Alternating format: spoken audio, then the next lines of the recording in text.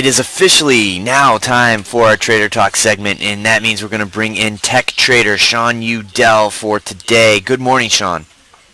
Good morning. How you doing? I'm doing all right. I'm glad we got the kinks worked out, and we are ready to go now. Appreciate everyone's patience out there. So, Sean, wow, look at this NASDAQ, man. We are on fire. The whole market is. We getting tippy here? Well, I don't like the market. I haven't liked the market since like late February, early March, but it's not it's not preventing me from making money because maybe we're finally due and getting some of this rotation. That again, we've seen this powerful rotation occur a few times. I don't know. Maybe we're finally going to get it. The one thing I don't know. I don't think Qualcomm had announced the last time we were on. I think it literally the Qualcomm news hit the day after. I think it was later on that afternoon.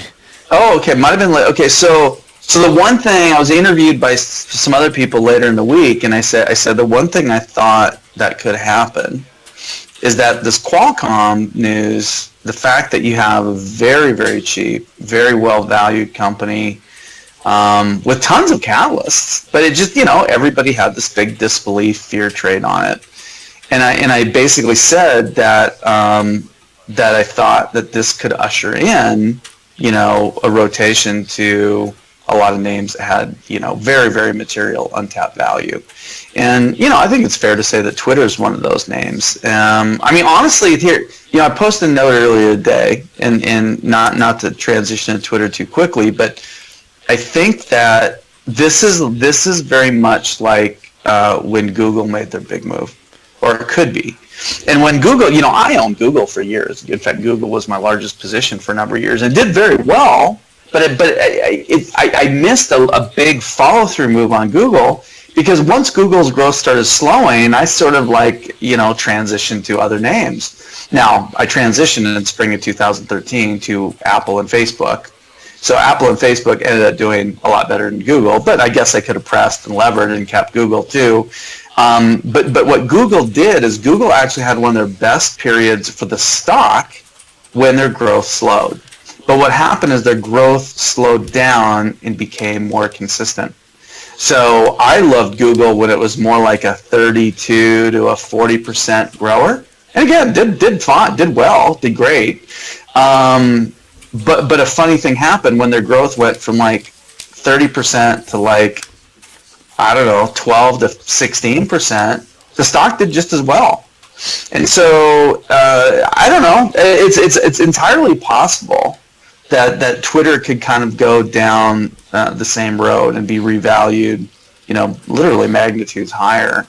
As I've said numerous times, it's the best AI stock on the planet, yet it never gets included in any sort of AI lists. Back to the market, I think what we're going to see for the rest of this quarter is, okay, are there more Qualcomms and Twitters out there? And can money find a way to go from the stuff that shouldn't be trading where it is to go to the names that can play catch up and thus support an elevated market? Or is this a good start to earnings season? Has it been some very good news? I still think it's going to be a great season for sort of my bailiwick, which is cheap growth. But does reality sort of hit the indices when an MDB reports and it's not as good as last quarter? And, can the stock keep going up on lower growth? And again, this is not 3 years later lower growth. This is 1 quarter later lower growth, a whole different paradigm than the paradigm I just described with Twitter and Google. Can Team, in other words, Team had, there was nothing wrong with Team's quarter. Team had their typical good quarter, beat, raise quarter. They took 10% of the stock the next day. It hasn't recovered very much. So I guess that's what we're just going to have to see. We're going to have to see during the earnings season, what holds sway. Do cheap stocks hold sway? Does rotation soak up the selling of the more expensive stocks, and can that keep the market elevated? Or at some point, do the cheap stocks not really participate? Do the growth stocks, the super expensive stocks, take a huge hit? And do we finally get that market correction? Honestly, don't really know. I'm kind of in the mix of the first two. Like, I think cheap growth does very well this quarter. In fact, a lot of cheap growth names actually have possible inflection / catalyst type quarters, and not this quarter, next quarter. So I think the setups are there. I do think it's going to be a very tough quarter for cloud. I really do. I could be proved wrong. Maybe I'll be early. But, I mean, we already saw a good example in Team. Team could go up on a very good report. I don't think Team could have reported better, by the way. So we'll just see. We'll see what happens.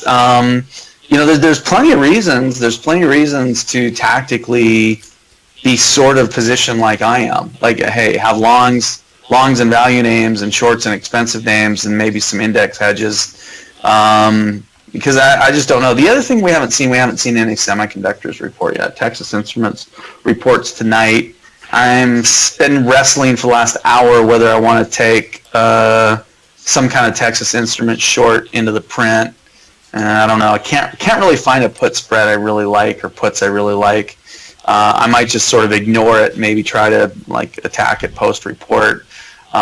Same thing. I'm just not sure there's a report that they can produce that really would make the stock go up much. I'm not saying it can't go up at all, but if I was short, I wouldn't be worried about it being down 15% tomorrow on it. I just maybe it can eke out another couple percentage points of upside, but I just don't know how much upside there is, and I think there's ample downside if people finally kind of figure out that the chip stock shouldn't trade at software stock valuations. So I'll stop there, and you can fire away with whatever you want.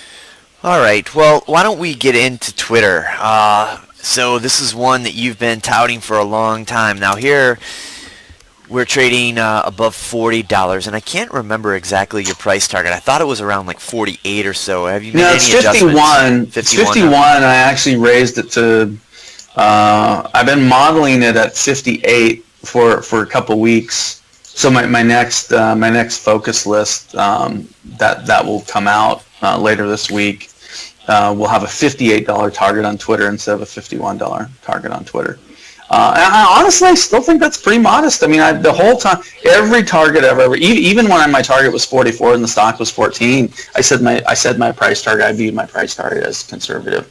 And, the whole time it's been 51. I've said 51 is conservative, and I think 58 is conservative on the stock. I think Twitter is very undervalued relative to the power of the platform. So here's an interesting anecdote. So I'm listening to the call this morning, as I always do, and lo and behold, the first analyst question is on MAUs. And MAUs are going away. This is the last quarter. They're even going to report MAUs. If I could have reached through the internet microphone and grabbed the guy, and basically put him in the chokehold to give him a full Nelson, I would have. It's just the dumbest question imaginable was the first question asked today. Well, hey, can you talk about MAUs or something about MAUs? Look, they're not going to report MAUs anymore. Honestly, I think they should. I think actually non-reporting MAUs now is going to be interesting because I actually think we're at a point where MAUs could literally be explosive to the upside. Because once they're done, here's the thing, I'm going to clarify a few things right now. This stuff gets me incensed. So first of all, the usage growth on Twitter's platform is very strong. Has been for a while. It's a key reason why I like the stock at 14. It's a key reason why Twitter tripled off of 14. And people have misunderstood usage growth on Twitter for a long time. But the platform is healthy. There's plenty of usage growth. Here's the question. Again, I don't know why they don't ask this, but if you're going to ask a question on MAUs, why not say, hey, what, and they're not going to answer it, but at least sound like you're intelligent and say, what would MAUs have been had you guys not done the huge purge? Okay? Would MAUs be closer to 400 million right now if you guys hadn't purged tens of millions of user accounts? I think the answer is yeah, it probably would have been. But again, Twitter's not going to answer that question, but at least that's a good question. It makes people think. You're adding value to the discussion. Here's the other issue with Twitter, which has been known for a long time by people that understand the company. But Twitter's reach is massively magnitudes larger than the MAU number. So if you want to say Twitter's MAUs are 330 million, again, they're probably a lot higher. They've been purging tens of millions of accounts. But Twitter reach, this is a posted number by Twitter years ago, was Twitter reach is 1.1 billion to 1.2 billion monthly. So that means how many people consume Twitter data on all media. So that could be TV, radio, various internet sites, internet properties, through other social media outlets, et cetera, et cetera. So Twitter reach is over 1 billion. It's been over 1 billion for years. The 1.2 billion number was, I believe that's a 4-year-old number now. That's a number that they used to talk about. Costello, the prior CEO, used to talk about Twitter reach a little bit. So they don't really talk about that much anymore. Hey, ask a question about what is Twitter's reach now? Is it still roughly 1.2 billion, or is it actually more like 1.4 to 1.6 billion? That's my personal estimate from the work I do. I think Twitter's monthly reach is about 1.4 to 1.6 billion. Anyway, I don't want to go on a long diatribe, but the bottom line is the analysts there's a few that get Twitter, there's a few that understand it. They have been way behind the curve and way behind the 8 ball on Twitter for a long time. The results of Twitter are going to drag these guys kicking and screaming to ever higher targets. We'll find out where it's going to go eventually. But again, power of the platform, reach, tons of monetizations opportunities. The last thing I'll say on Twitter is that unlike Facebook, who has talked quite a bit about having essentially a maxed advertising load, maxed ad load, and that's been a running theme on Facebook for I think at least 3 or 4 quarters now. The Twitter ad load is nowhere near maxed. So there's a lot of room to put more ads on Twitter and Twitter properties and things like that. And there's also a lot more areas and a lot of other things Twitter could do to try to monetize. So anyway, we'll see what happens. I really like what Twitter's doing. I like how they're executing. There's no longer the call to fire Jack anymore. I think the power of Jack's sort of vision is coming through. I like how every quarter he starts, and really all Jack does on the calls is talk about machine learning for like 3 to 5 minutes, and then he's off the call, and the CFO pretty much does the rest of the call. I'd like to hear more questions on machine learning. I'd like to hear more questions about AI. I guess I'm going to have to try to contact these guys again. I haven't talked to Twitter IR for a long time. I might have to reach out again because again, I can't get any questions that asked that I would like to hear. So anyway, I'll end it there. But I do think Twitter can support a valuation notably higher than where it is right now. And I think that whether it's an 18% growth rate or 24, 29 or whatever, I think there's plenty of growth in the platform. And I think advertising on Twitter is a very good place to advertise on. And I think that's kind of coming through. But again, I'm a little disappointed that they're actually not going to report MAUs, because I really do think once the purge is done, I think you could actually see an explosive increase in MAUs. And I don't know when that starts. It starts when the purge is done. I think they got to be pretty close to this account purge. So we'll see what happens. But no, I like the stock, like the name. I think it's fine. I'm not selling any. I mean, I guess I'll close on that. I don't really have a need to sell any. Maybe 45 to 50. I'll peel some off, but it wouldn't be a third. Probably be more like 10, 15%, something like that. All right, so that was actually my next question. Where were you going to trim, and then where would you reload? Would you be thinking about this back down to 35, or would you wait for it to go lower should it pull back? That's a really good question on the reload. At this point, I don't know. I had bought this thing several times at 30, give or take a few cents. But it was such a beautiful rinse-repeat trader at 30. That's the only thing I don't like now, is that now I got to recalibrate and kind of see where buy-the-dip trading opportunities emanate from. I have no clue. I don't know. I would say 35 would probably be a no-brainer given the fact that it was almost 35 before the print. So a move back to 35, you're basically getting the print for free. You're getting the election for free. You're getting whatever events Twitter puts forth in the coming year for free. I don't know. I honestly, I don't know. I have to see. I mean, it's kind of, I'm surprised it's as strong as it is today, to be honest. I mean, I figured it'd be up. I figured it was kind of due. They've had two pretty darn good quarters, and the stock has sold off on two pretty good quarters. So this is almost like the makeup trade. But yeah, I don't know. I guess if I had a guess, I'd probably say more where the open was this morning. So I don't know, 37 to 37 and a half might sort of be a buy the dip price on it. I have to see. It could be a tough one. It could be kind of a gap and go and run hard, kind of like Qualcomm. I thought I was going to get a dip on Qualcomm to buy, and it didn't. So we'll just have to see what happens. I don't really know. I'm not too worried. I mean, hey, if I don't sell any and I don't buy any from here, I'm fine because I built a very well established position, and it's nice to see it here. I'd like to see the name at all-time highs. So I think it deserves to be. Of any name that probably deserves to be all-time highs, Twitter deserves it. All right. Do you think that the run-up in Twitter is having an impact on Pinterest this morning? This one's up 7%. Is that interesting?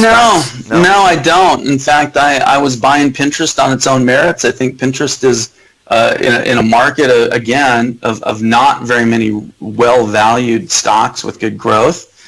We saw Zoom come out, trade pretty hot. Again, I don't hate Zoom.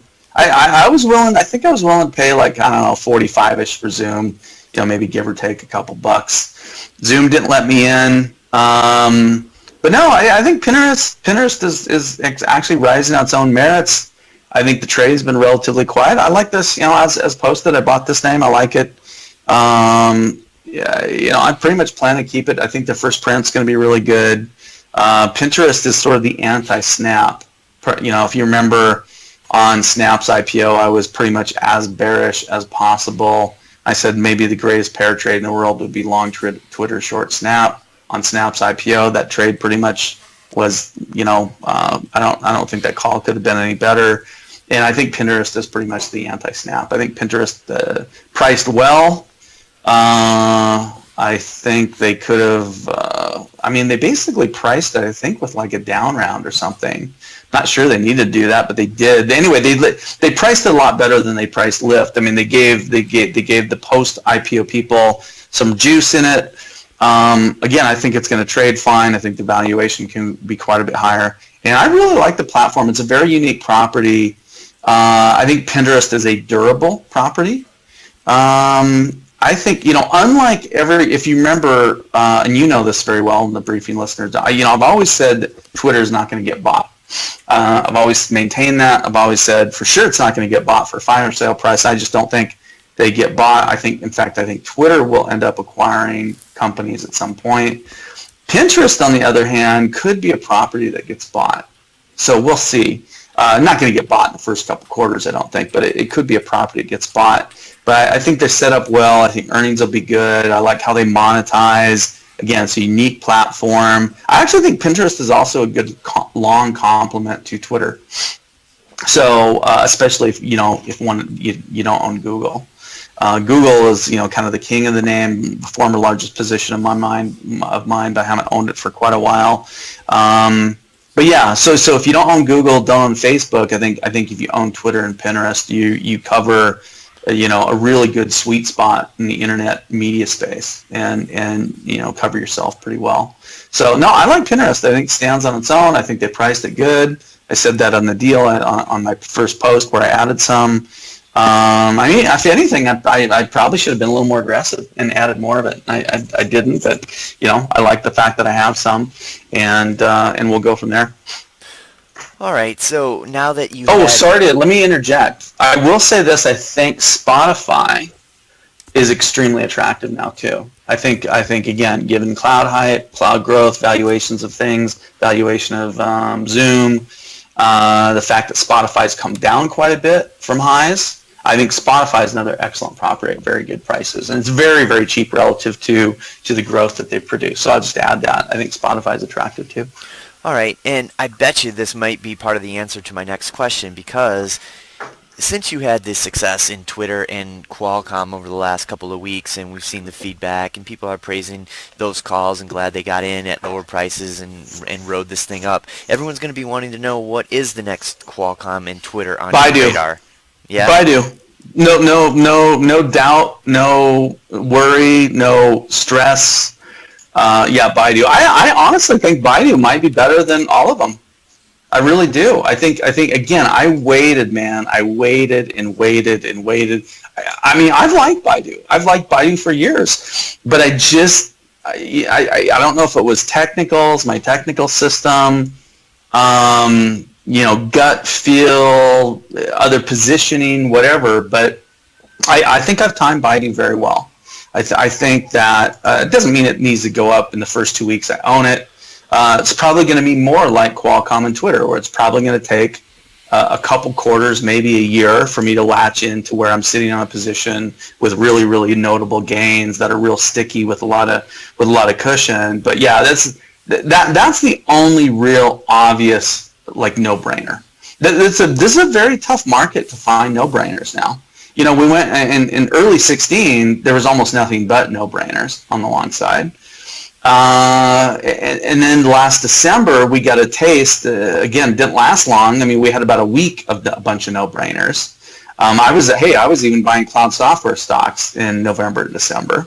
But yeah, I think BIDU stands very, very tall in a list, a relative value matrix that I produce. BIDU scans well screens. Again, it's 3 times net cash investments. It's exactly the same valuation trough that I was buying Apple in 2013, and very similar valuation trough where I was buying Qualcomm in the low 50s. The difference is BIDU has a lot more points of upside. It's so sometimes you can make a lot more money on points of upside versus percentage upside. Especially if one likes to lever, or one likes to use tactical option positioning to build their stakes. Anybody that trades option knows that, hey, you get paid on the points. And so, here's the main difference. And somebody asked a great question. I don't know, I think a couple days ago I answered something to this effect, but the only difference is where I was buying the June 60s on Qualcomm and some longer dated Qualcomm calls really cheap. I mean, I think the highest I paid for the June 60s was $240 to $260, and I bought some well sub $1. And the difference is if you go longer out on BIDU, the calls are exceedingly expensive. So it's almost like the option market sort of sniffing. It's not letting you have a free shot to make a ton of money on calls. Because if you go to a January strike or a January expiry, if you want something like a 180, it's crazy amount of money they want on the calls. So it's even hard to structure a spread. So you'd have to go something that's way out of the money. I don't know, 40 points out of the money, and you're still probably going to pay for it. So I don't know.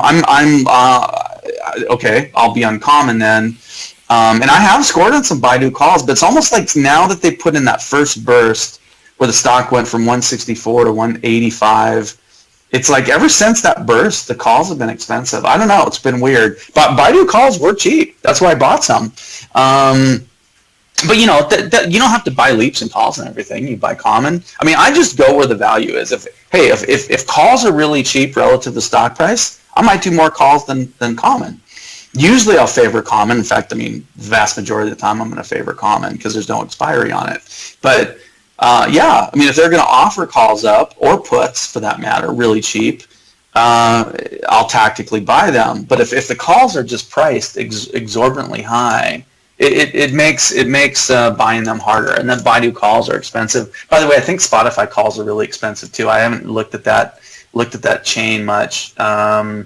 But if I remember, I think the last time I looked at the calls, they were outrageously expensive. So again, sometimes the option market kind of sniffs it out, and they basically make you pay up because it's almost like the embedded assumption is there's a lot of upside on these names. So yeah, I'm kind of looking right now. I mean, I don't really see a quote unquote cheapy call on Baidu, like on the 2020, on the Januaries, unless they go all the way out up to like a 230 or something. Even then, it looks like it's $4.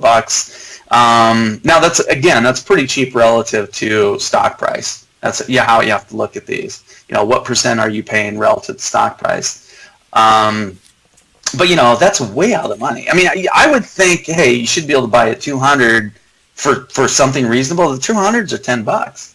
So and then again, it's hard to spread them because it's I guess you could do a 200 by 220. I mean, that's not terrible. That's about $5 net. You get 20 points. That's a potential 4-to-1 bagger. But you're going out that far. You kind of don't want a cap on it. At least I don't. Anyway, we could get wonky talking about call strategies. But yeah, I think Baidu is the most obvious name. It's not an easy call play though. Qualcomm was a very easy call play because the calls were very, very cheap relative to stock price. So I don't know. Here's one, BMY, Bristol Myers. Doesn't have to be tech. I mean, I look at a lot of this stuff.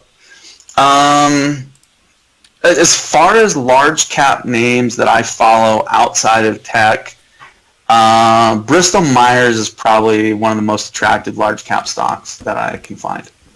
So that might be one. I didn't mention that in my note. Again, I kind of keep my note to tech names for the most part. I mean, I talk about other stuff too, but yeah, Bristol Myers pretty cheap, and their calls might be cheap too.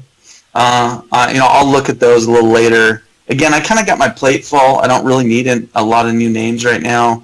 But for somebody out there hunting and kind of wanting to explore and wanting to do some of their own research, I mean, the thing I think is the dumbest on Bristol Myers is the fact that, and I think we talked about this, the Celgene deal is probably the greatest thing they could ever do. And they probably did it at the price that's unimaginably great. Like, they just shouldn't have been able to buy Celgene. I mean, Celgene shouldn't have agreed to be sold at the price they agreed to be sold at, but they did.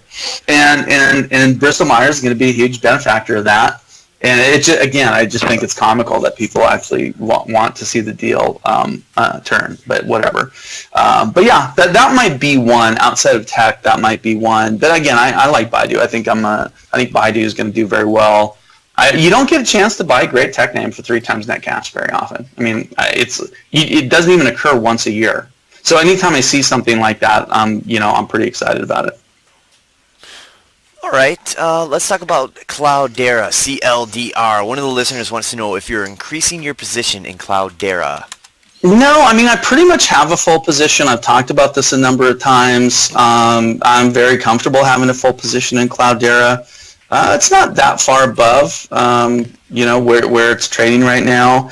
I mean, it's, CLDR could easily become a Twitter Qualcomm type deal. Trades at a massive discount to pretty much a lot of cloud names that have similar growth that they do, and trades at just obscene discounts to cloud software stocks that have, roughly double their growth. So we'll just, we'll see what happens. Again, I have zero stress about it. I think it's going to work. I mean, here's the thing too. I've made a lot of money on CLDR already.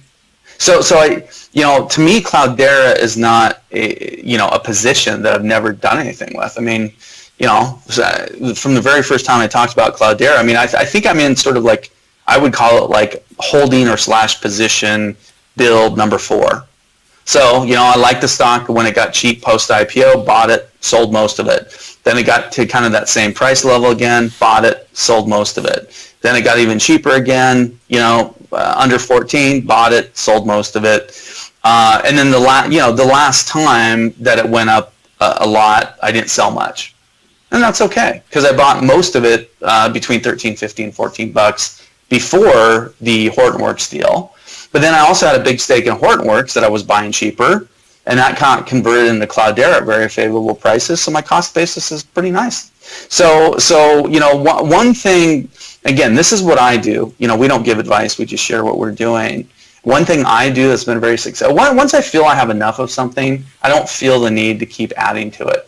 I'd rather buy new names. I'd rather buy things like Baidu. I'd rather buy Spotify and dips. I'd rather keep trading Twitter.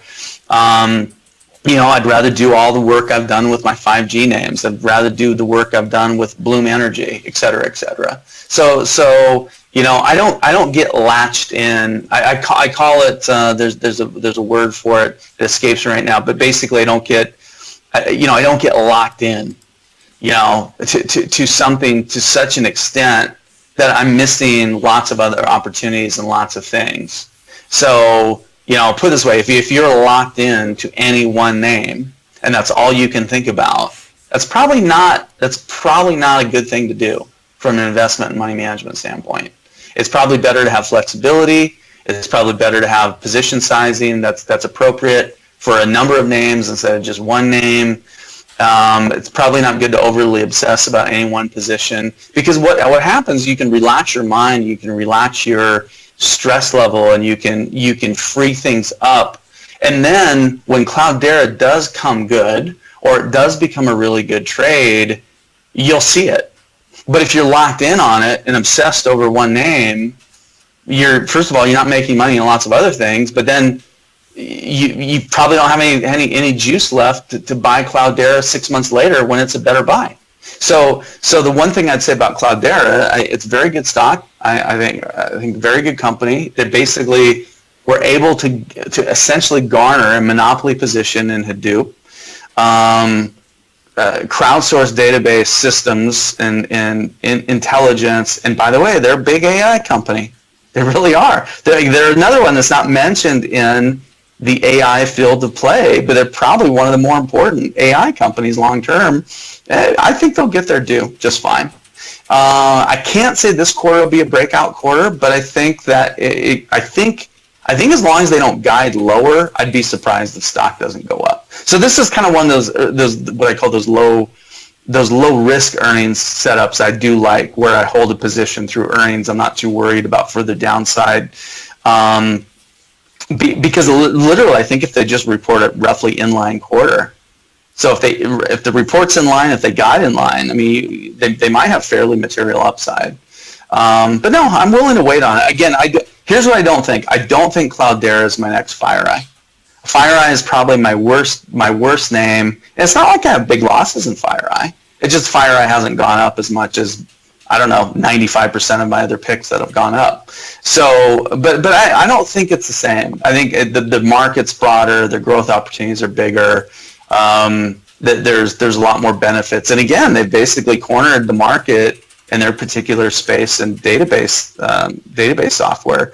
Had FireEye somehow been able to gobble up Fortinet and Imperva and CyberArk way back when, then I would probably feel, first of all, there's no way FireEye would be where it's trading today. But secondly, I would probably feel that would make me feel similar about FireEye that I do with Cloudera.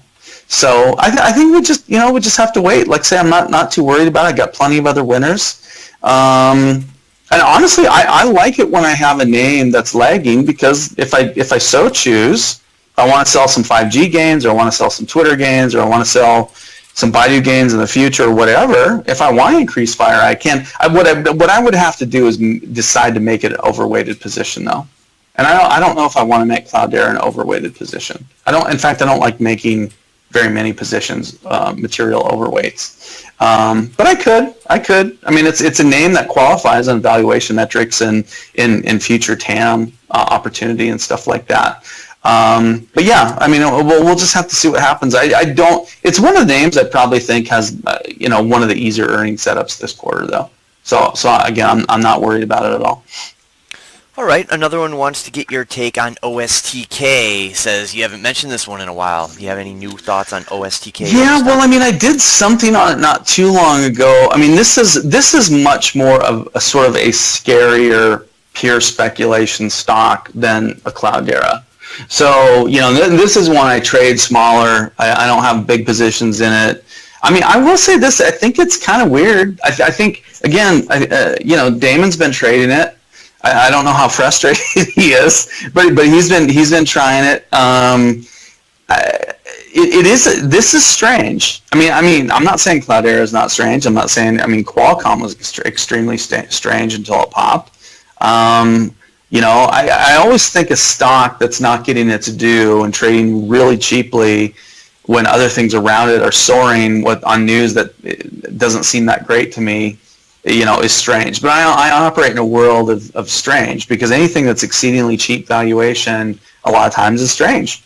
Stocks are weird. They act weird. They do very weird things, both on the upside and the downside. The strangest thing Overstock is doing is trading, I guess, even lower and lower as Bitcoin's had a big run.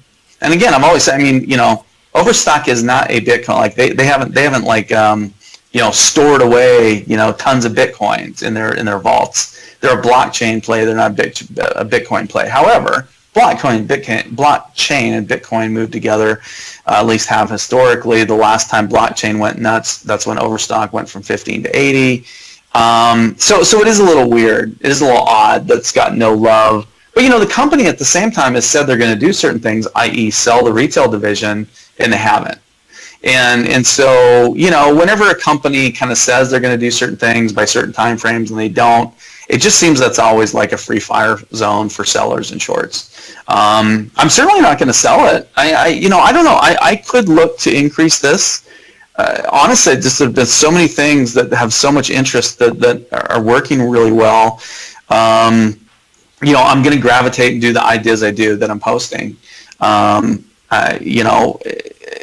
This could be like an ACAD. I remember literally seemed like months went by when people asked me about ACAD, and I just didn't feel it. I didn't like it. I had what I had, but I didn't increase it.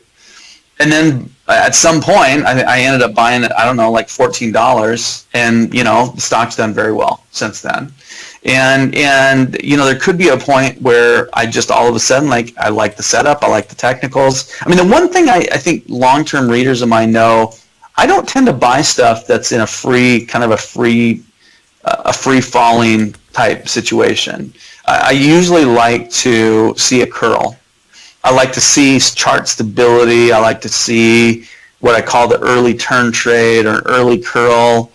It could be something that simple. I just don't see it right here. I haven't bought it. I haven't added to it. At least I haven't for a while. I don't know. Maybe I just need to see chart stability for a few days. Maybe I need to see a higher weekly close. I mean, sometimes a higher weekly close can be magical for a stock return, for stock trade. You get a stock in a downtrend, all of a sudden you get a higher weekly close, and then, boom, you catch 20, 25, 30% trade. That could easily be something that could happen. Overstock. I think the setup's relatively good. Again, Bitcoin surging. It is mysterious. It keeps going lower. I'm holding what I have. I haven't added to it. At some point I probably will. But I can't say I'm doing it until I'm doing it. You know what I mean? Mm-hmm. All right. And now we also... So let me say one thing about a stock I probably like better near term, because I like the earnings setup, might be DICOM. And DICOM I caught very well, caught a really nice trade on that early on that big last quarter puke. What's that ticker? DY. DY. Now here's the difference. If you look at DICOM chart, now some people say, oh, this thing's a dog, this is it, it's terrible, blah. Well, it's not going lower. It's had plenty of little bursts higher. It's kind of consolidated. This is almost like a kind of a beautiful, tight consolidation. This chart's a lot different than Overstock chart. There's also exceedingly attractive value. This is also a higher quality name than Overstock, and as readers know, I definitely gravitate. The higher the quality, the more I tend to like things, especially for sizing positions up. But like I say, DICOM is I really like this for an earnings setup. Haven't bought any back recently, but I could probably buy this all the way up to like 55, no problem. So I don't need to bottom tick it again. I kind of bottom ticked it already. I'm lining this one up. I don't think they report for quite a while too. So, I'm going to kind of gravitate to the stuff that's reporting in 3, 5, 7 trading days. Mm-hmm. DICOM's not really on my radar yet. At some point, I think it will be though. But again, I don't think they report for at least a month. I mean, something like that. So probably closer earnings will be, but that would be an example of something I probably like the setup better. By the way, I mean, I think you could have a turnaround quarter this quarter. So they kind of had a disaster report, although again, wasn't nearly as bad as the stock price reaction. The report was sort of by, I don't know, a modest miss, I guess. And the stock acted like it was like a disaster report. And my perception was not that at all. But yeah, I wouldn't be surprised if they start reporting better. I mean, they basically lowered the bar. Comp cycle is probably going to be easier now. So I think that says that the problem with Overstock is there's not a catalyst aside from what are they going to do with blockchain? What are they going to do with blockchain IP? Now, there's a ton of promise and explosive potential in that, but the monetization of it hasn't really come forth yet. But anyway, that's kind of a good compare contrast with an example of a name that I probably favor, which again is just dirt cheap. I mean, Dicom's dirt cheap. Bristol Myers is dirt cheap. So that's another one. I might get more aggressive as they come closer to earnings. Anyway, go on, Jim, with whatever you were going to talk about. I was actually going to wrap up on this one, and it's regarding Bloom Energy. Saw a big move in energy names today. This one's been kind of hanging around. Are you thinking about adding to this one? Any thoughts? I think I did a while ago. Probably, I don't know. I have to go back and look what I posted. I want to say around 1250 or something. I think I was a buyer of it. I don't have a big stake in this. I've kind of built, I guess, a third to one half position. Yeah, I mean, this would be one too. Pretty interesting because I mean they've done nothing except produce very attractive, almost explosive growth type reports and sort of got nothing out of it. But I think I think we talked about this. There was like just a big seller that just kept hitting the bid. And I'm not talking for days. I'm talking for weeks. I guess it was probably one of the larger VC ownership stakeholders in it. Again, who knows what their cost is? Their cost might be $1 a share or something. So, 9.5 to 13 might still be massive multi-bagger type numbers for them. But I think this is pretty attractive. Again, the other I like just the general setup of sort of a broken IPO that actually has delivered a lot of good results, but the price is way lower than the IPO price versus, again, a TradeWeb, a Silk, a Zoom, again, all these cloud hype stocks right now. I think this sets up pretty good. So yeah, I put it this way, I definitely have more conviction in Bloom than I do Overstock. I think that'd be fair to say. All right. Any other earnings related names that you want to toss out there? Vicor's tonight. VICR. Yeah, I have a small position in that. I'd like to get it bigger. It's a wonky stock. Now there is, before there were no analysts, official Wall Street analysts that covered it. There is one now. I want to say, I think it's Northland. Don't quote me on that. I'm not 100% sure. But I do believe there's one official analyst out now. I do think by the way, when I listen to their calls, there's plenty of Wall Street analysts that are on the name. They for some reason, they just don't have coverage in the stock yet, but quite a few guys listen to that call. This is sort of a hedge against sort of my NVIDIA view. Now, again, I like VICR on a lot of its own merits, but so sort of everything that NVIDIA is levered to and got crazy high on before, both on price and valuation, again, AI, autonomous vehicles, driverless vehicles, ever more high-level gaming, VR, Well, VICR powers a lot of it. I mean, VICR is a tertiary AI play. They're definitely a tertiary autonomous driving play. In fact, a lot of the higher-end electric vehicles, autonomous driving setups and vehicles are going to probably move to 48-volt technology over time. Again, the very high-end data center computational systems are moving to 48-volt. So they're in that mix. Here's the issue though. It's just like MTSI. The China deal not being done is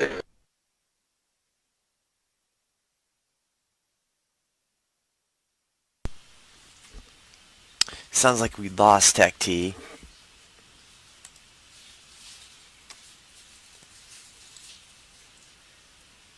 I wonder if his battery died. We'll see if we can get him back.